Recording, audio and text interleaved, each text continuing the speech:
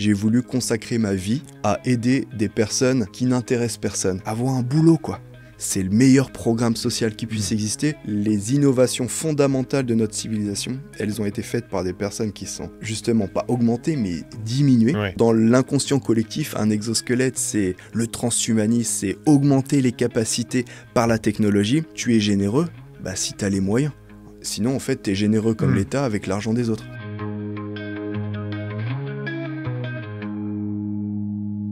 Salut à tous, bienvenue dans ce nouvel épisode du podcast Inspire. Je suis Ghislain Morvan et comme vous le savez, je suis un défenseur infatigable de la cause du handicap. Et pour ça, j'ai créé 2 projets. Le premier, c'est que je suis dirigeant d'une entreprise adaptée. C'est une entreprise qui a pour objectif de recruter des personnes handicapées et de les placer dans les entreprises pour animer des food corners et autres. Et le deuxième objectif que je me suis fixé, c'est de donner de la visibilité au handicap au travers notamment de cette émission, de ce podcast. Et c'est ce que je fais aussi sur les réseaux. Vous pouvez me retrouver partout, sur LinkedIn, Instagram et TikTok. N'hésitez pas à aller voir ce qu'on fait, il y a des formats totalement différents. Et dans le cadre du podcast aujourd'hui, je reçois des personnalités inspirantes, parfois des sportifs, des entrepreneurs ou des collaborateurs. Et aujourd'hui, j'ai l'immense plaisir de recevoir un père, un chef d'entreprise adaptée comme moi. Il a dédié sa vie à l'insertion professionnelle, à la fois en entreprise d'insertion et maintenant en entreprise adaptée. J'ai le plaisir de recevoir Samuel. Samuel, salut à toi. Bienvenue. Salut Ghislain, merci beaucoup pour l'invitation, ça me fait très plaisir. Avec grand plaisir. Donc, comme je le disais, Samuel, on a quasiment le même âge tous les deux. Tu as un peu plus de 40 ans. Ouais. Et donc, toi, ton parcours professionnel, à part quelques premières années où tu étais salarié, tu as dédié toute ta vie entrepreneuriale dans l'insertion. Et c'est pour ça que je voulais que tu viennes, pour partager les raisons de ton implication et montrer aussi qu'entrepreneur, ça ne veut pas simplement dire chercher du chiffre d'affaires ou de la rentabilité. On suit tous les deux les réseaux, tu es présent sur LinkedIn et on est abreuvé de contenu de type faites x1000, dopez votre... tu vois, et il y a très peu d'indicateurs de performance qui sont basés sur l'humain. Personne ne te dit booster votre politique handicap. En tout cas, on est beaucoup moins à le dire. Et toi, tu défends cette valeur-là, tu défends cette idée. Donc bravo, c'est pour ça que je voulais que tu viennes. Je suis ravi que tu aies accepté l'invitation. Merci beaucoup Ghislain, je vais faire de mon mieux. Est-ce que tu peux te présenter à titre personnel ? Oui, bien sûr. Je m'appelle Samuel Corgne, j'ai 41 ans, je suis papa de 4 enfants, je suis marié et je suis chef d'entreprise de l'entreprise Ergo Santé qui a en son sein une grosse entreprise adaptée. On a un peu plus de 300 salariés au sein du groupe et voilà, je pousse au maximum pour que l'inclusion des personnes en situation de handicap devienne la norme et c'est pour ça qu'on est là pour en parler. Exactement, on est là pour défendre ces valeurs, donc surtout pour participer à ce mouvement, likez bien sûr, et puis abonnez-vous à cette chaîne pour continuer à défendre cette cause-là. Et si au cours de l'intervention vous avez des questions à poser, posez-les parce que ça nous donne de la matière pour les prochaines interventions, des questions qu'on peut reposer ou des questions sur lesquelles sur le format individuel je peux vous répondre tout seul. Alors, cette entreprise, tu l'as dit, vous êtes 300 salariés aujourd'hui, c'est bien ça ? Un petit peu plus de 300 salariés au sein du groupe, effectivement. Ouais. Et donc, combien de personnes en situation de handicap ? Alors, dans notre entreprise adaptée, il y a 85% de personnes en situation de handicap. Ça représente à peu près 60 personnes et au sein d'une structure dédiée dans ce groupe. Donc c'est l'atelier de fabrication ? Exactement, ça s'appelle Ergo Santé Production, la marque c'est Manufacture des Cévennes et on y fabrique du mobilier adapté et du mobilier de très haute gamme, en particulier des sièges ergonomiques. Ouais. Alors on va y venir justement parce que toi ce qui est fabuleux c'est que c'est la double effet qui se coule. Tu es dans l'inclusion et tu fabriques pour l'inclusion, on va en reparler. Exactement. Avant d'en arriver là, est-ce que tu peux faire un petit retour en arrière sur... C'est quoi ton parcours ? Tu as démarré par quoi ?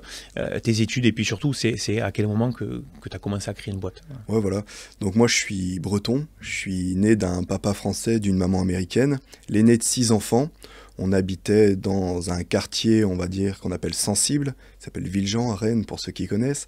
Et voilà, j'ai grandi comme ça, sans vraiment d'ambition. Je me cherchais, j'étais assez hyperactif. J'ai fait pas mal de choses, c'est-à-dire après les études, je suis allé aux États-Unis faire une école d'aviation. J'ai essayé de percer là-dedans, mais je voyais que ça me plaisait pas parce que j'aimais bien apprendre, mais exploiter vite, j'étais un petit peu dans le rouge.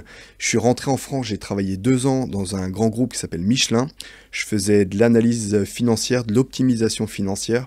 Et assez vite, ça m'a saoulé puisque dans une manufacture, quand on essaye d'optimiser, en fait, on optimise toujours sur la manufacture, donc le travail manuel, donc les personnes. Ouais. Et voilà, ça correspondait pas à ce que je voulais et je suis parti. Ah oui, d'ailleurs, j'ai lu de toi, Vas-y. parce qu'avant de te recevoir, je regarde un peu ce que tu écrivais, et j'ai lu de toi que tu disais, à l'époque, c'était la course continue à la rentabilité, l'humain passait au second plan, et je me sentais pas à ma place. Ouais, probablement. J'avais la grosse vingtaine, enfin la vingtaine, et ouais, j'avais une petite crise existentielle. J'essayais de comprendre ce que je dois faire, et clairement, c'était pas ça que je devais faire. Donc ça m'a poussé dans les Cévennes, où j'ai été accueilli dans une maison d'accueil où il y avait plein de personnes qui étaient, on va dire, en situation de déshérence. Et là, en fait, j'ai assez rapidement trouvé ce que je voulais faire. J'ai voulu consacrer ma vie à aider des personnes qui n'intéressent personne, des personnes qui sont sur le bord du chemin de la vie professionnelle.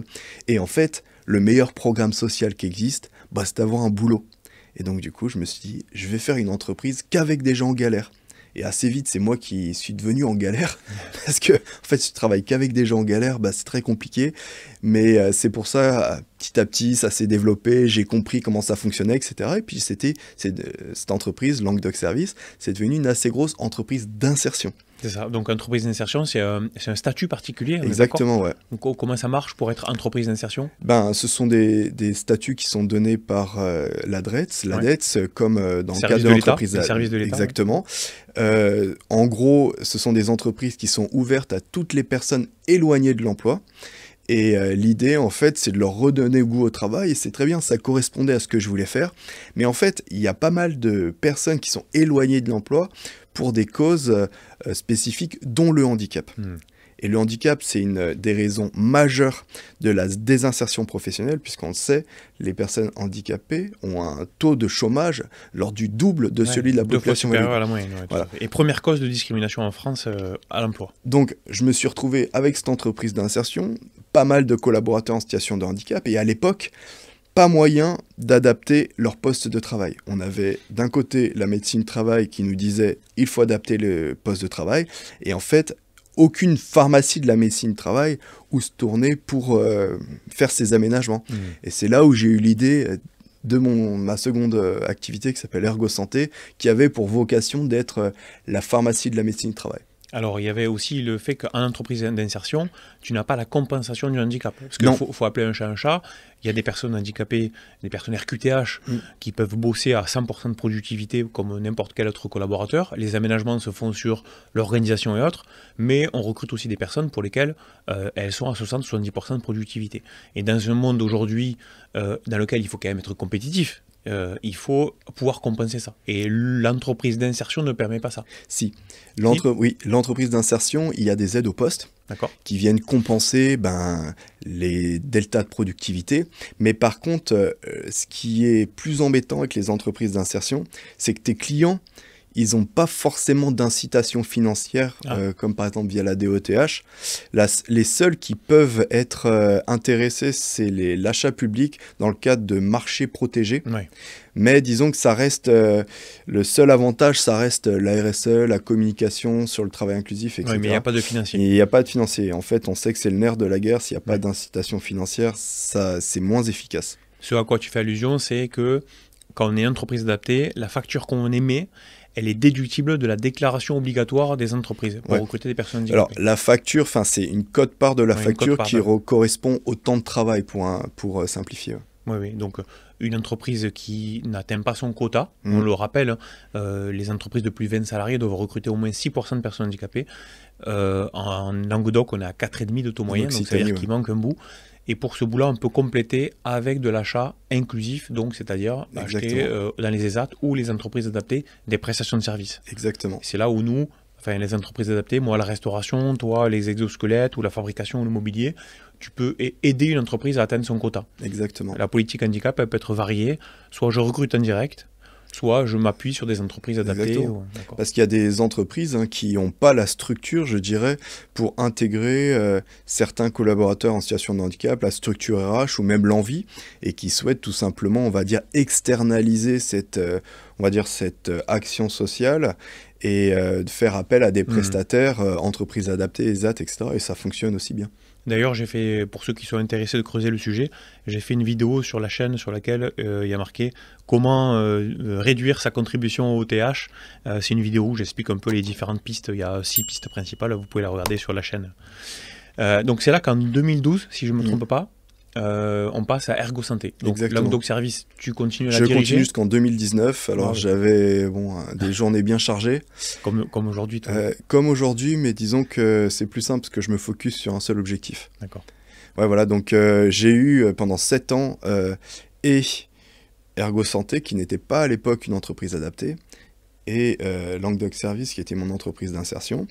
Et en fait, si vous voulez, dans le cadre de l'entreprise d'insertion, j'ai commencé à avoir les limites du système. C'est-à-dire que moi, je voulais m'occuper de personnes, mais quand vous faites du service, on faisait du nettoyage, des espaces verts, etc. Mais en fait, si on est parfaitement honnête, c'est parce que vos clients comprennent le pourquoi vous faites les choses, que l'insertion peut se faire, parce que le travail se fait chez des clients. Et comme je m'occupais beaucoup, j'avais un tropisme assez important sur les personnes qui avaient des addictions, en particulier de la drogue. Vous êtes certain que si vous mettez des personnes à l'extérieur, un peu sans... c'est des aimants à dealers, quoi. Et j'ai eu beaucoup de déceptions. Et je me sentais un petit peu responsable. Et c'est à ce moment-là où j'ai commencé à réfléchir à une espèce de serre, une serre humaine qui permet, en fait, c'est quoi une serre ? Ça permet à des petites plantes fragiles de pousser dans des conditions optimales et à l'abri des agressions à l'extérieur. Et je sais pas, je philosophais un peu là-dessus. Je me dis, punaise, j'aimerais bien faire une entreprise comme un peu une serre qui permet à des personnes, on va dire, éloignées de l'emploi, de grandir dans des conditions optimales à l'abri des agressions extérieures. Et en fait, à l'époque, il y avait l'entreprise adaptée, ça s'appelait pas entreprise adaptée, ça s'appelait atelier protégé. Et ça, philosophiquement, c'est pas, ça m'a fait kiffer, quoi. Je dis, ouais, atelier protégé, c'est bien. Après, il y a eu la réforme, etc. Mais c'est là où j'ai su ce que je voulais faire, c'est faire un atelier industriel sous le régime atelier protégé ou entreprise adaptée. Oh, oui. Et donc, ce que j'ai fait, j'ai essayé de voir qu'est-ce que je vendais le plus. Et à l'époque, on faisait de l'achat-revente d'aménagement de poste. Et ce qu'on vendait le plus, c'était des sièges ergonomiques adaptés. Et je me suis dit, vas-y, je vais fabriquer des sièges ergonomiques adaptés. Je suis pas plus con qu'un autre. Mais je pense, si on avait vendu des t-shirts, j'aurais fait une usine de t-shirts. Ouais. C'est pas le sujet qui m'intéressait, c'était l'outil en tant que tel. La mission, ouais.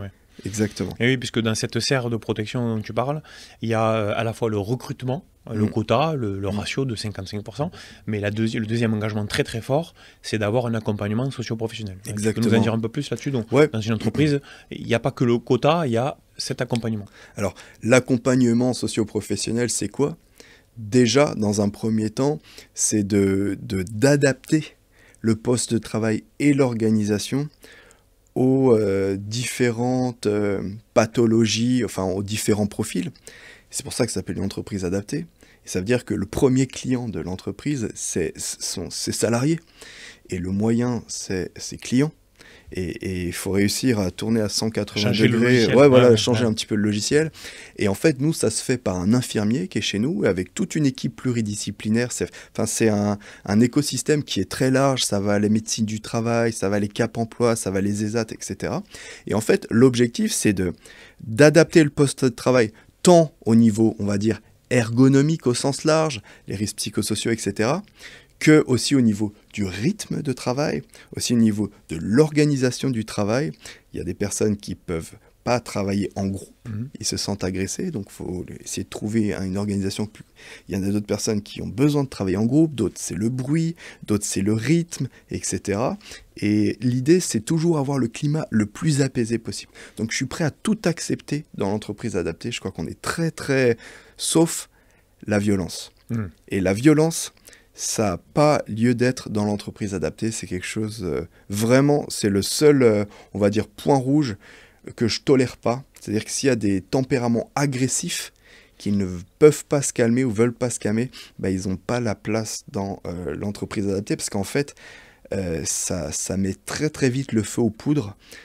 Tu parlais de serre de protection. Ouais, et donc du coup, en interne, le loup, chacun a le droit à l'erreur, a le droit de changer, etc. Ouais. Mais c'est les seuls profils, j'arrive pas à... Quand il y a de l'agressivité, moi ce que je veux, c'est un climat paisible où en fait mes collaborateurs puissent trouver un endroit bien dans leur vie. Souvent, ils ont des vies très moulementées, très compliquées, etc. Et se me dire, putain, je vais au travail, c'est ma safe place, comme on dit, c'est l'endroit où je suis bien. Et voilà, c'est un petit peu ce que je m'efforce de faire avec toutes les équipes autour de moi. Pour avoir visité, c'est ce qu'on ressent, puisqu'on avait fait un petit repas, Ouais, on a senti cette bienveillance. C'est la bienveillance, c'est une valeur qu'on partage aussi beaucoup ensemble. Comment ça se passe chez toi, le parcours d'une personne qui veut bosser? Donc, je suis une personne RQTH, une personne handicapée, je suis dans les environs du Gard, je veux bosser dans ton usine, je postule. C'est quoi le parcours? À la fois pour être recruté, mais aussi pour adapter le poste de travail, à la fois sur le management, sur le poste, etc. Comment ça marche? Alors, il y a la théorie et la pratique. La théorie voudrait que si on a un poste à pourvoir, on le transmet au Cap Emploi, maintenant à France Travail. Ils nous fournissent des candidatures, ils font un petit peu toutes les démarches qui leur permettent de travailler chez nous. Donc ça, c'est la théorie. Cap Emploi fait un gros boulot. Hein, ouais, ça fait un gros boulot. Mais en fait, nous, il y a énormément de personnes qui viennent toquer directement chez nous. Donc, en fait, ce que j'essaye de faire, c'est d'être le plus ouvert possible.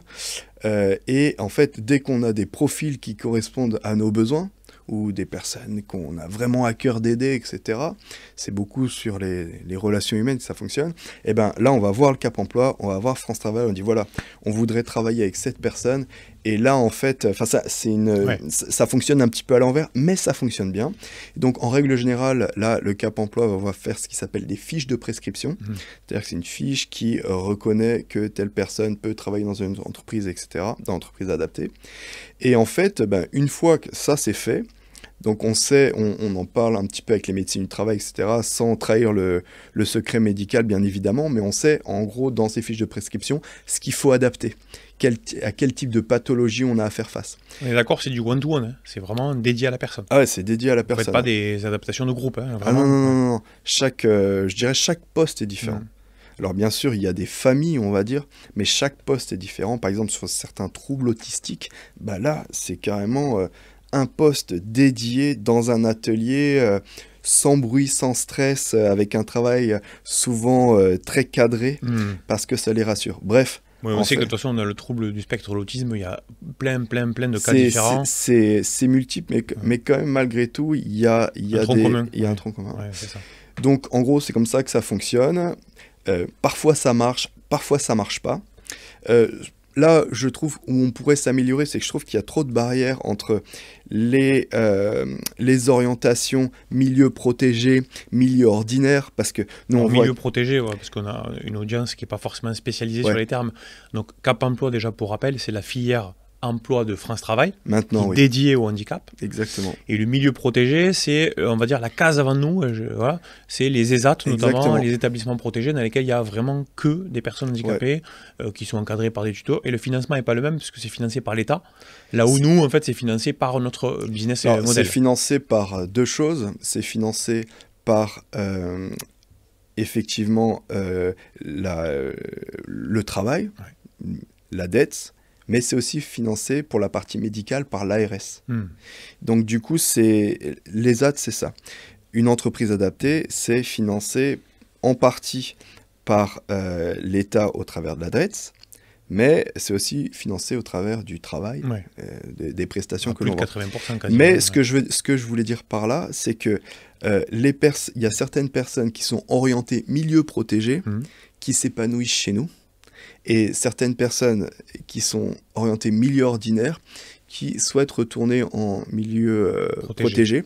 Et en fait, il y a des barrières qui ont plus lieu d'être. Je pense que ça fonctionnait bien avant, mais maintenant, c'est beaucoup plus souple. Je pense que ça devrait être beaucoup plus souple, parce que c'est souvent figé, t'es dans telle case, t'es dans telle case, et ça fonctionne pas très bien.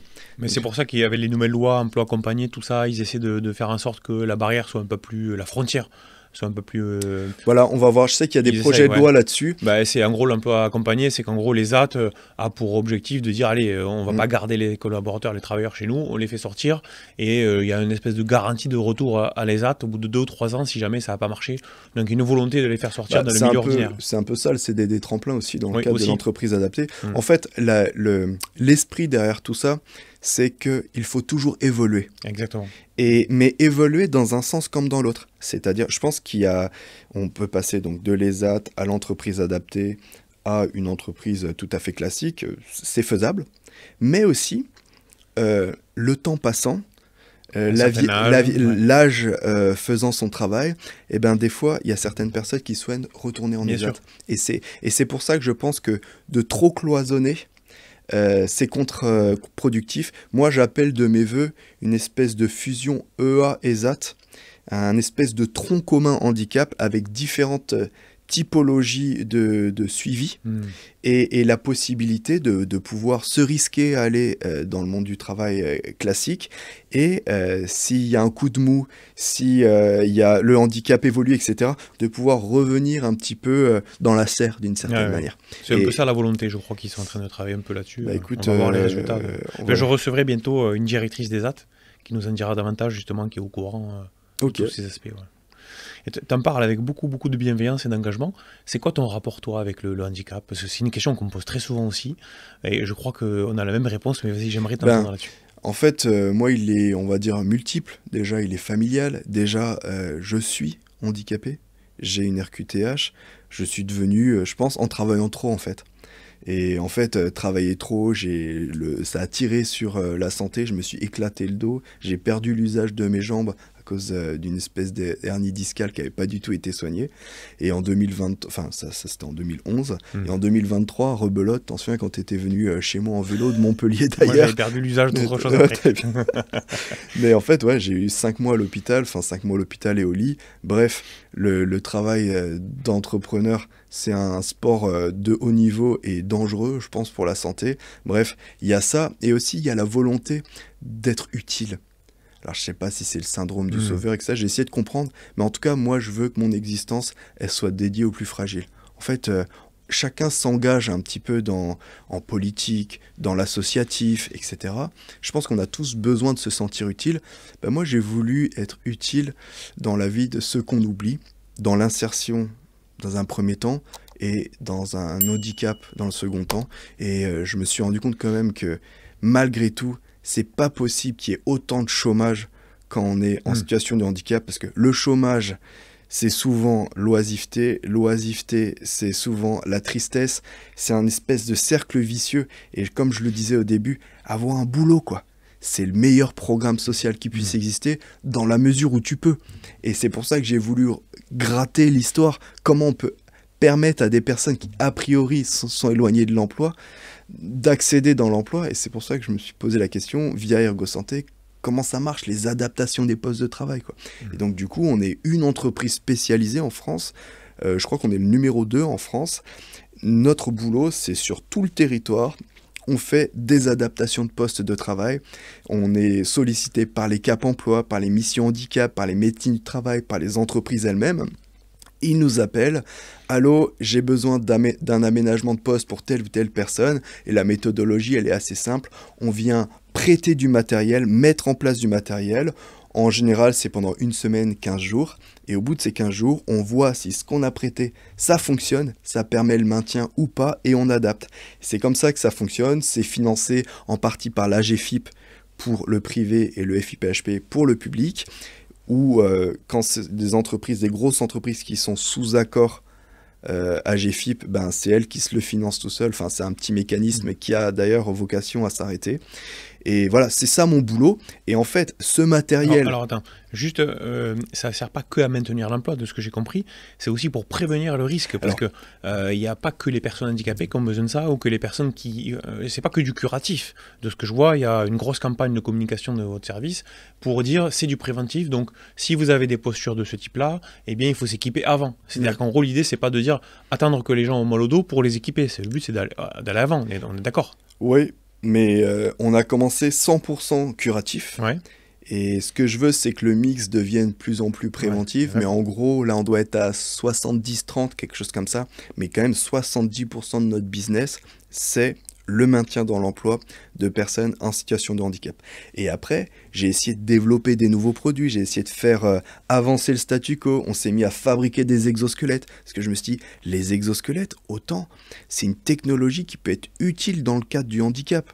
J'ai pas trouvé ce que je cherchais, je me suis dit, attends, je suis pas plus con qu'un autre, je vais en fabriquer un, j'ai monté une équipe, un concours de circonstances incroyable, ça pourra faire l'objet d'un autre podcast, mais bref, on est arrivé à avoir une boîte d'exosquelettes. On est genre la première ou la deuxième boîte au monde qui vend le plus d'exosquelettes. Ouais, parce que là, vous êtes répartis, j'ai vu, aux États-Unis, France, un peu partout. Ouais, on travaille sur tous les Asie continents. aussi. On travaille en Asie, ouais. D'accord. On fait de l'export en Asie Et surtout. tout ça, c'est fabriqué à Anduze, dans le Gard Alors, c'est fabriqué en partie à Anduze et en partie aux États-Unis, mais en majorité à Anduze. Et pour le marché américain, sud-américain, Canada, etc., c'est fabriqué aux États-Unis. Alors, tu peux préciser pour ceux qui nous regardent ce que ça veut dire précisément exosquelette, parce que Alors, s'il y en a qui vont taper sur Google, ils vont tomber sur des trucs de robots, ouais. alors que pas du tout. Si tu peux nous expliquer. Ben, effectivement, dans l'inconscient collectif, un exosquelette, c'est le transhumanisme, c'est augmenter les capacités par la technologie.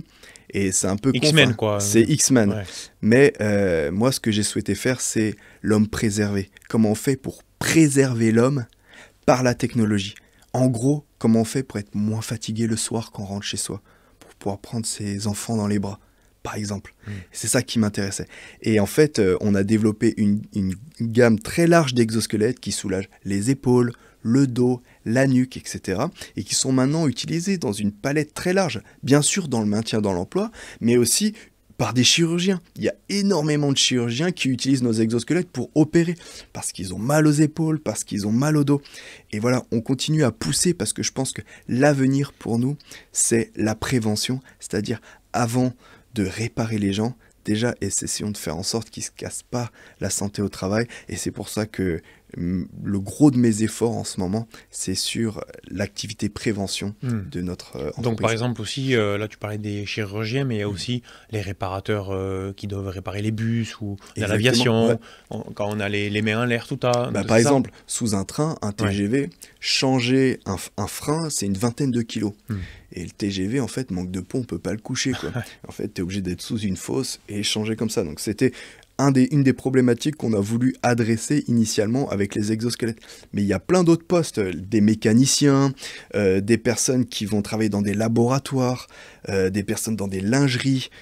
C'est assez large en fait, et quand on se rend compte que les accidents du travail principaux sont liés aux troubles musculo-squelettiques et que dans les troubles musculo-squelettiques, il y a le dos très largement, puis les épaules, eh ben, il y a beaucoup à faire et c'est à quoi on s'attelle. Donc c'est, comme je disais au début, c'est hyper vertueux ta boîte du coup, parce que donc, tu travailles avec des personnes handicapées dans ton entreprise parce que c'est une entreprise adaptée. Exactement.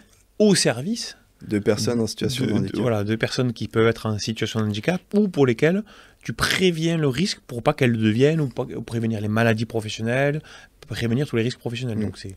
En fait, si tu veux, j'ai eu plusieurs activités, on va dire, entrepreneuriales et ça, c'est mon entreprise idéale. C'est une entreprise où tout le monde est gagnant. Nos clients et nos salariés. Et ça, c'est ma vision de l'entreprise idéale. Une entreprise, si tu veux, elle doit gagner de l'argent. Son but, c'est de gagner de l'argent. Mais sa finalité, ça doit être l'humain. Toi, tu veux aller où aujourd'hui? C'est quoi ton parcours prévisionnel? C'est tout ce que tu dis là, tu es habité, tu as vraiment une grosse motivation.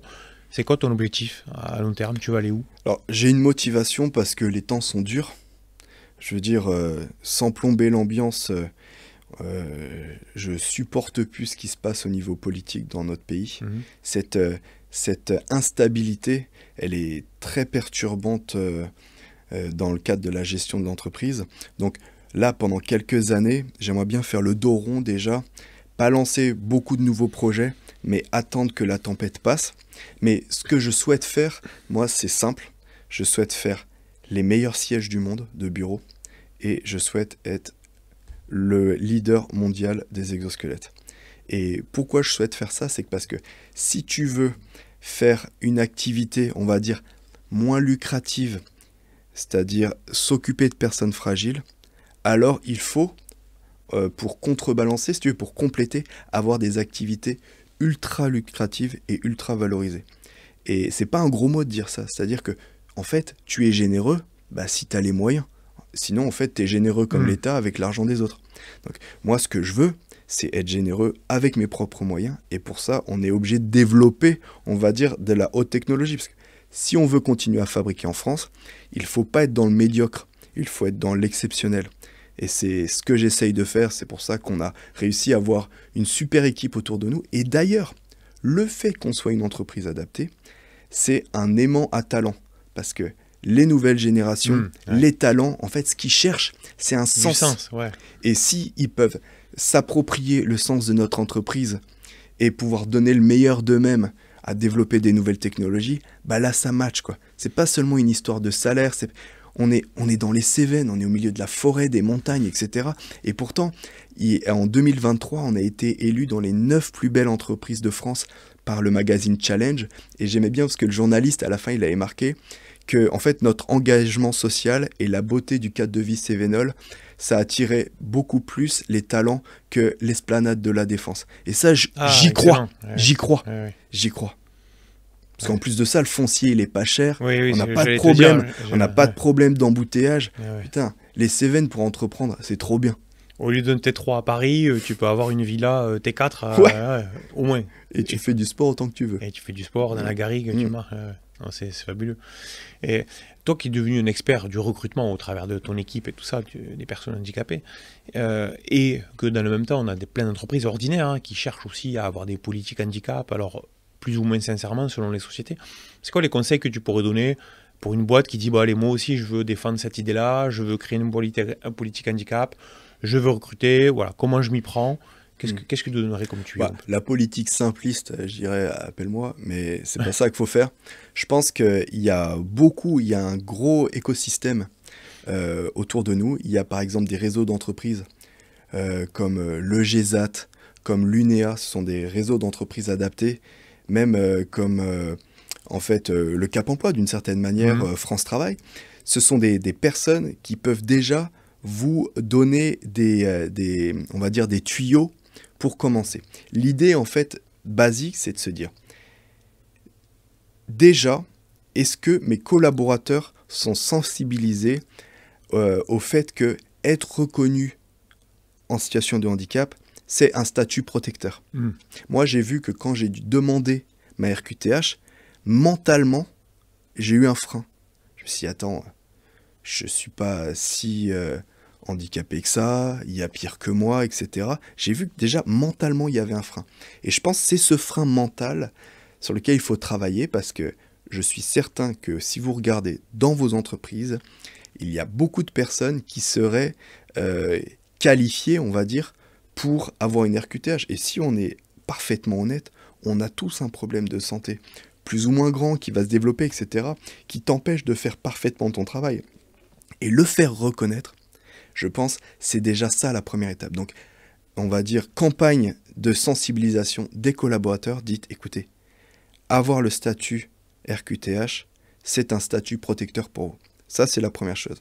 La deuxième chose, en fait, c'est de voir quel type de postes peuvent être adaptés. Et c'est aussi dédramatiser le fait que les handicaps, ils sont multiples. Et la majorité des handicaps ne sont même pas visibles. Donc du coup... 80% sont invisibles. Et en plus de ça, on va dire, c'est une source de motivation pour les équipes. Donc c'est ça, c'est de se dire où est-ce que je pourrais embaucher des personnes en situation de handicap ou tout simplement quel poste, sur chaque nouveau poste, se dire quelles sont les raisons pour lesquels je ne pourrais pas embaucher quelqu'un en situation de handicap. Et disons que là, déjà, vous vous rendez compte, en fait, la plupart des postes que vous ouvrez sont éligibles. Ils sont éligibles, oui. Parce que le handicap, c'est très large. Mais c'est très large. Donc, le souci qu'on a là-dessus en France, c'est qu'on a d'un côté l'obligation avec le quota des 6%, mais on n'a pas cette possibilité de discriminer positivement. En gros, nous, on peut, en tant qu'entreprise adaptée, mais une entreprise lambda ne peut pas dire demain, bonjour, je cherche un comptable, je veux une personne handicapée. Elle n'a pas le droit de dire ça. Elle n'a pas le droit de dire ça, mais par contre, elle a le droit d'appeler le Cap Emploi. Elle a le droit d'appeler le Cap Emploi. Et d'aller à HandiJob aussi. Elle a le droit d'aller à Cap Emploi, au salon etc. Et elle appelle Cap Emploi, elle dit, est-ce que vous n'avez pas des collaborateurs à m'envoyer, sans indiquer le fait qu'ils soient en situation de handicap, mais en fait, s'ils sont suivis par Cap Emploi, ils le sont. et vous Oui, recrutez c'est via Cap contourner le Emploi. problème. Et puis faire de la discrimination positive, je trouve ça chouette, tu vois. Oui, c'est juste interdit, mais bon, aujourd'hui, je Ouais, vois pas. enfin moi je le fais et puis venez me chercher, quoi. Bon, nous, on a le droit, parce que nous, c'est notre... Ben ouais, et puis même mais si vous embauchez, enfin parlez-en à vos Cap Emploi. Oui, oui. Les Cap Emploi, ce sont des organismes qui sont souvent méconnus, que je vous invite à connaître, parce que franchement, les personnes qui y travaillent sont portées par le sujet et Très engagé. ils sont très engagés, et je pense qu'ils ont un très gros savoir-faire, mais ils ont un mauvais faire-savoir. Ouais. Et c'est allez toquer chez eux, demandez-leur de venir faire un état des lieux chez vous, et pour pouvoir placer des candidats qui travaillent avec eux. Et je pense que c'est une des étapes. Voilà, il y en a plein, et contactez-moi si vous voulez savoir. Mais déjà, de faire reconnaître vos collaborateurs, de les sensibiliser sur la RQTH. Ça fait pas baisser le taux de chômage. Ça fait pas baisser le taux de chômage, ouais. mais ça vous permet, vous déjà, assez facilement, de commencer à rentrer dans les clous. Et après, pour faire baisser le taux de chômage, c'est tout simplement déjà une prise de conscience que le handicap, c'est pas stigmatisant. Le handicap, c'est une source de motivation, je dirais même c'est une source de performance. Oui, au quotidien, de toute façon, les personnes, elles ont un parcours qui fait qu'elles ont déjà tellement d'efforts à faire qu'après, au travail, si le poste est adapté, la productivité, elle peut avoir lieu sans problème. En fait, même si on veut aller plus loin, et ça, je vous incite à lire un bouquin de Michel Serres qui s'appelle Petite Poussette ou Le Gaucher boiteux. En fait, vous vous rendez compte que les innovations fondamentales de notre civilisation, elles ont été faites par des personnes qui sont justement pas augmentées, mais diminuées. Ouais. Et pourquoi ? Je sais pas... Einstein était dyslexique, etc. etc. Ouais, il en a plein des exemples. Il y en a plein, je les évoque souvent. Mais ce que je veux dire par là, c'est que c'est quand on est en déséquilibre, c'est quand on est, on va dire, pas dans le confort, qu'on veut que ça change. Donc du coup, c'est la mère de l'innovation. Quand tout va bien, en fait, la seule chose que tu as envie de faire, c'est d'en profiter. T'as pas envie de taper dedans, quoi. Et je pense que c'est ça qu'on retrouve. C'est l'envie de faire bouger le statu quo. Et si vous voulez faire bouger vos boîtes, recrutez, ouvrez les portes à des personnes en situation de handicap, parce que ce sera bénéfique pour vous. Et aussi pour eux par la même occasion. Ouais, c'est fabuleux ce que tu fais. On va mettre quelques images de l'atelier de Samuel, enfin en tout cas des produits qu'il fait là. On va passer quelques images.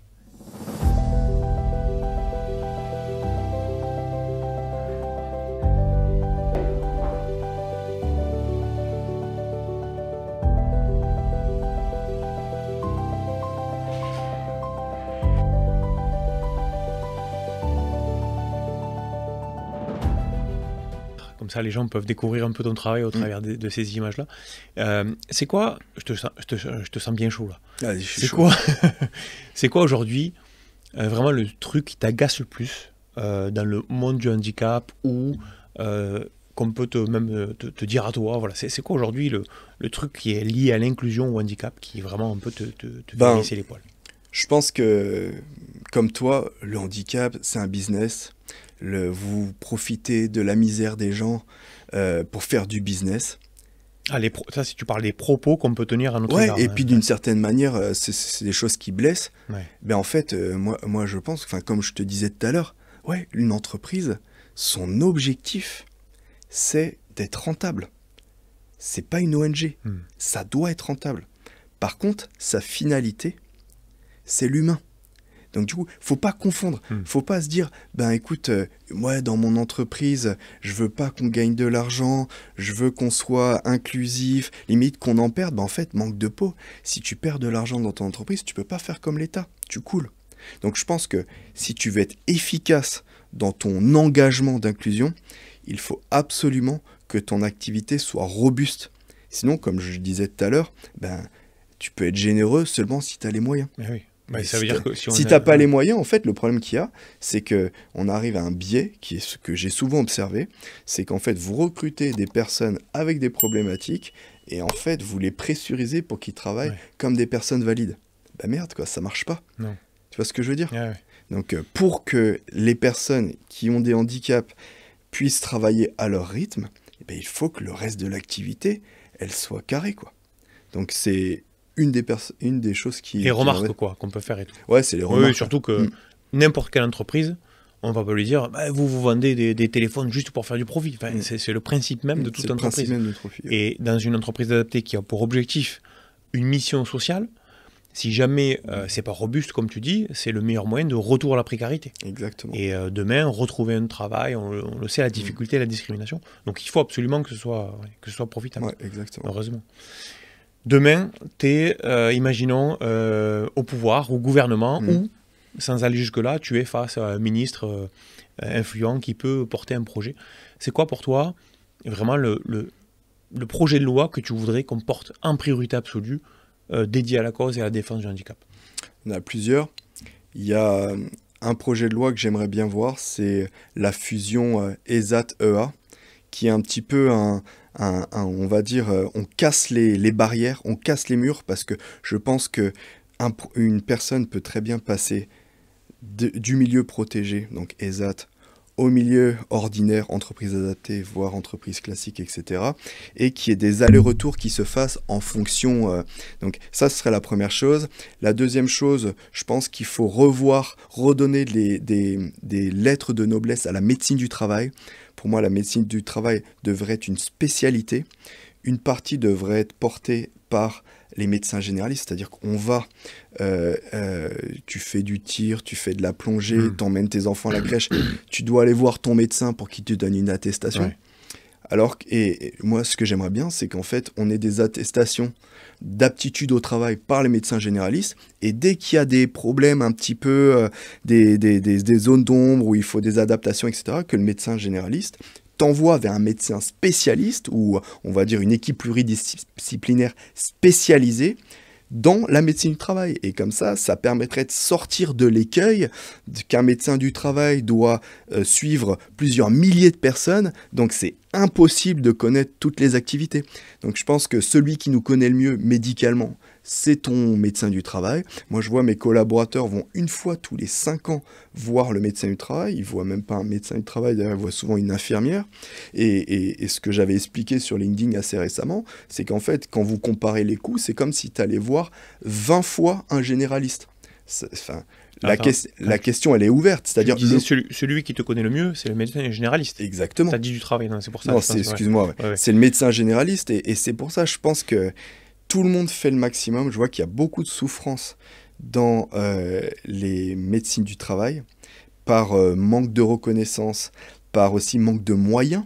Mais clairement, la seule manière de s'en sortir et de retrouver, on va dire, une efficacité au niveau du suivi médical au travail qui est ultra important, pour moi, c'est une aptitude donné par le médecin généraliste. Si, écoute, a priori, tu es en bonne santé, a priori, le poste n'est pas trop contraignant, mais dès qu'il y a une alerte, et l'alerte, en fait, elle peut venir d'une année sur l'autre, et on est envoyé chez un spécialiste avec une équipe pluridisciplinaire, des ergonomes, des psychologues, etc., qui vont venir faire une analyse du poste de travail, proposer des adaptations, et pouvoir faire un travail de qualité. Parce que, déjà, mieux payé, mieux rémunéré et surtout mieux reconnu. Et c'est en ça que tu dis redonner les lettres de noblesse à la médecine du travail, parce que sinon en fait on voit il y a comme une gêne d'une certaine manière. Et enfin moi je le soutiens, on travaille beaucoup avec les médecins du travail, mais je vois des personnes qui sont dépitées, démotivées. Parce qu'en fait, on n'a pas assez de moyens. Elles sont là pour cocher des cases, c'est ça ? Cocher des cases, en fait, tu fais un travail industriel. Ouais. Franchement, je regarde dans les yeux. Quel médecin du travail connaît ces 3000, 4000, 5000 personnes qui suivent ? Et peut-être quelques problèmes, mais tu peux pas. Ouais. Tu peux pas avoir une relation proche, quoi. Tu en arrives à, on va dire, à être toujours en retard, c'est-à-dire faire du curatif au lieu de faire du préventif. Les arrêts de travail, les burn-out. Donc voilà, enfin... Après, j'ai peut-être pas conscience de tous les problèmes, tout ce que ça engendre, mais voilà, j'aimerais qu'il y ait plus de fraîcheur dans la médecine du travail. Et pour terminer, je pense sur la dette. J'ai vu quelqu'un aux États-Unis qui disait ça, et je pense que c'est assez vrai. Pour la dette, moi, président, je voterai pour que chaque politicien qui vote un budget avec du déficit, il soit inéligible à vie. Pourquoi je dis ça ? C'est parce qu'en fait, dans le cadre de la gestion des budgets, la dette fait partie des ressources. D'où tu as vu ça ? En fait, tout le monde est content avec ce système. Et c'est comme si dans ton entreprise, on va dire, tu complétais les budgets via de la dette.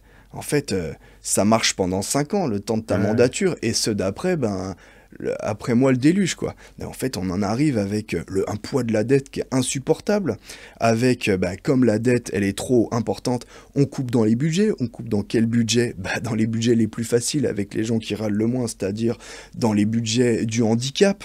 En fait, la dette, c'est ce qui On a vu une réforme il y a pas longtemps, justement. Ouais, qui est, heureusement, ou malheureusement, les gouvernements, ils changent, etc., donc tout est annulé, machin. Mais quand même, dans le fond, quand tu vois le poids du remboursement de la dette et même le poids de l'intérêt, ça devient le premier poste de dépense de l'État. Mais c'est une dinguerie, quoi. Faut arrêter.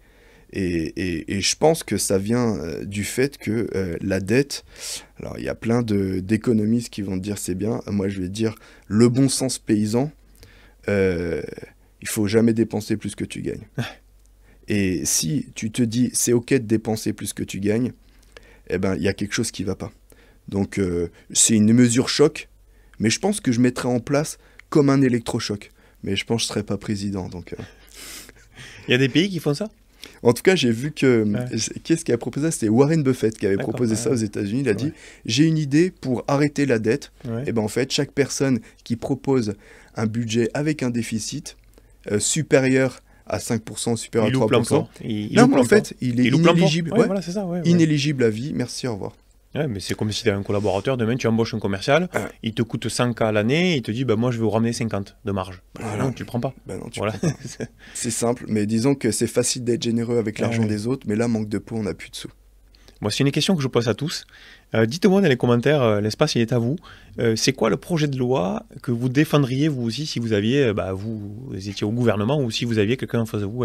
Ça m'intéresse de savoir, ça pourra faire des sujets de présentation. Peut-être un jour à cette place, il y aura un ministre du handicap ou un ministre qui viendra et je lui poserai la question. Je prendrai la liste comme ça. Bon, en tout cas, c'était super enrichissant ces échanges. Je sais pas si tu as un truc à rajouter. Écoute, merci de m'avoir invité. Vous pouvez aussi me suivre sur mes réseaux, Samuel Korn sur LinkedIn. J'essaye un petit peu de me motiver parce que je pense que j'ai des choses à dire. J'ai pas voulu les dire pendant longtemps parce que j'ai pas envie de me mettre en avant et j'ai surtout pas envie d'avoir à rendre des comptes. Mais je pense que quand même, malgré tout, il y a quelques sujets où je peux avoir des choses à dire, c'est-à-dire sur l'emploi inclusif, sur les adaptations de postes de travail, donc les entreprises, dans l'entreprise adaptée, et aussi sur les exosquelettes. Alors si ces sujets, ça vous intéresse, suivez-moi, et comme ça, vous pourrez... Je mettrai le lien en description, parce que effectivement, toi, tu es un des entrepreneurs que je connais, qui a un des plus grands savoir-faire autour de moi, mais pas un des plus grands faire savoir, au contraire même. Et donc là, c'est bien, tu t'es mis sur LinkedIn, je mettrai le lien, où justement tu montres l'exosquelette, tu dédramatises, tu casses les codes et les clichés de un exosquelette c'est long, c'est lourd, etc. Donc j'ai vu que tu partageais beaucoup de choses, c'est hyper inspirant. Donc, je le mettrai volontiers. Je pense que ça vient en fait d'où on habite, dans les Cévennes, et en fait il y a un adage, c'est pour vivre heureux, il faut vivre caché.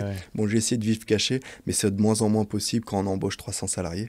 Donc du coup, voilà, j'accepte de m'exposer un petit peu, mais pour mon entreprise. Ouais, pour défendre. Mais moi, c'est pareil. Je communique pas mal en ce moment.